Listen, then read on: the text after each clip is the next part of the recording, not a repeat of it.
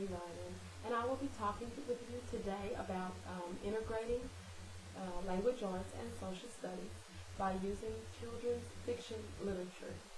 The three books that I've chosen today are The Biggest, Baddest Whoop by Nick Ward, Curious George Goes to the Hospital by Margaret and H.A. Ray, and It's My Turn by David Bedford and Elaine Field.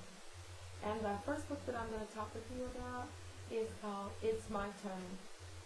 And in this story, the cat Tilly and the dog Oscar are friends, and they go to the playground together and they want to play together. Well, Tilly wants to go first, and Tilly wants to go down the slide. He wants to go down the rocket. He wants to play on the merry-go-round. And all the while he's playing, Oscar keeps asking him, is it my turn yet? And Tilly keeps saying, no, not yet. It's not your turn yet. And Oscar patiently waits. Well, Tilly finally gets dizzy after spinning around on the merry-go-round so much. And Oscar finally says, well, now it's my turn. And he goes and gets on the ride that Tilly just got off of. The merry-go-round, the rocket, and the slide. And as he's playing, Tilly then asks him, is it my turn? And Oscar said, no, it's not your turn yet. It's not your turn. So eventually they come to a toy on the teeter-totter. Well, Tilly can't play because he can't go up and down because there's nobody on the other side. Well, Oscar comes over and he jumps on the other end, and they go up and down, up and down, up and down. And they realize that if they play together and they share things, they'll have a better time. And so this book, It's My Turn, can be used on a social studies skill of sharing and taking turns. We all need to learn how to share our things together, and we all need to learn how to take turns. We all can't just go at one time. We have to wait till it's our turn, but we need to learn that we have to share things, small things, big things, just sharing. On the language arts, this can be used as a writing skill, and on that writing skill, they can tell of a time that they had to share something with another friend or something. They can write about a time that they had to share, for instance, a swing outside on the playground. Maybe one of the friends was swinging while the other one waited. And as soon as that friend got there, then the other friend was able to play on this swing. They can talk about a time maybe where they had to, they shared a bag of chips, or they shared some candy. Anything that they shared, you can have them write about it and tell you that story. The next book would be Curious George Goes to the Hospital. And this book is about George, the curious monkey, and he is curious about a puzzle. He's looking at it, and he swallows a piece of the puzzle. Well, throughout the day, George is okay, but then eventually at night, George gets sick, and he has to go to the doctor. Well, the doctor says, well, we're going to have to do an x-ray, and he has to go to the hospital for that x-ray. Well, in the x-ray, they see the puzzle piece, and they tell him that they're going to have to remove it, that he's going to have surgery and have the puzzle piece removed. Well, George has to go into the hospital. He has to get assigned a bed. They give him a shot. He has to, and they give him a band that goes on his arm as well. And he goes into the operating room and gets the piece removed, and he recuperates, and with all the other children that are in the hospital as well. This could be a very good social studies skills and language arts skills as well. You can talk about, see if the kids, any of them can do the service learning.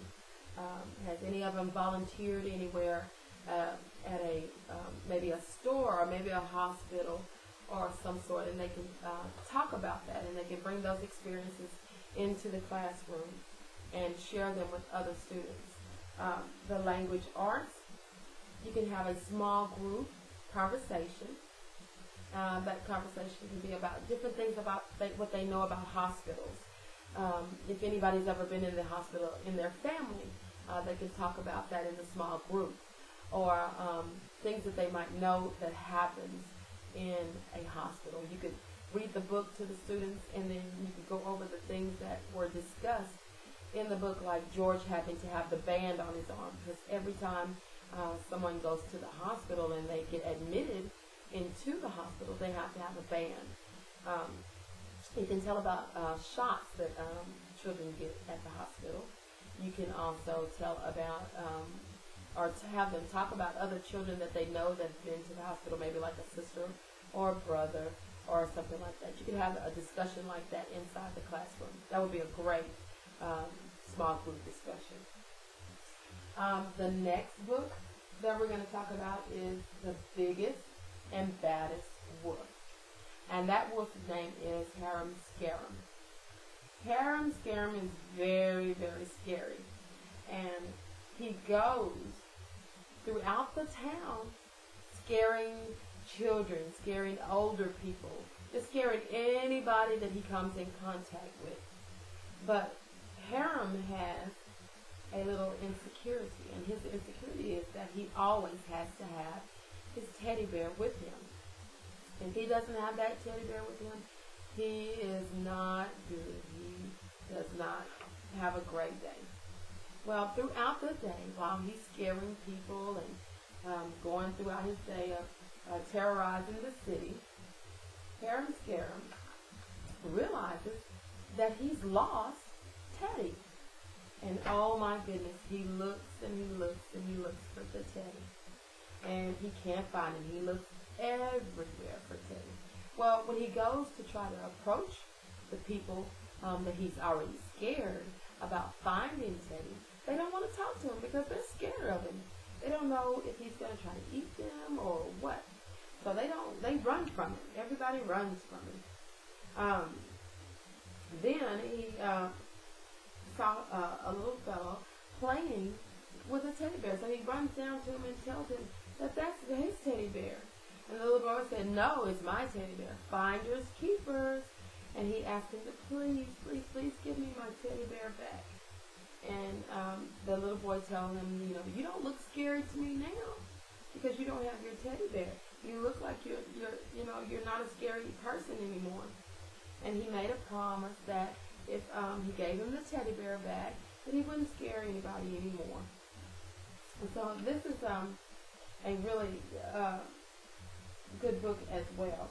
And on the skill of social studies, you can talk about being friendly and how we would treat other people. We want to treat people as we would want them to have us treat us. If we're mean to someone, we can't expect them to be nice to us. So we need to tell them that, always try to treat people as you want to be treated in life. And always be friendly. You got to be friendly to individuals. And we could do a role play for the language arts section. You could have them role play out, have one student be Harum Scarum, and have the other students be the individuals that he's scared, and have one of them be the little boy who finds Teddy and tells Harum Scarum that he can't have him back unless he's nice and unless he stops scaring people. So you can incorporate language arts and social studies in many different ways and through many different children's literatures. There's so many literature books out there, children's literature books that deal with social studies skills, such as White Socks Only. That's a great book about civil rights and how a little girl didn't know that she wasn't supposed to drink out of the white water fountain, and that speaks of racism. So there are so many different ways that you can incorporate language arts and social studies into your classroom by using children's literature. And I hope that I have been very helpful to you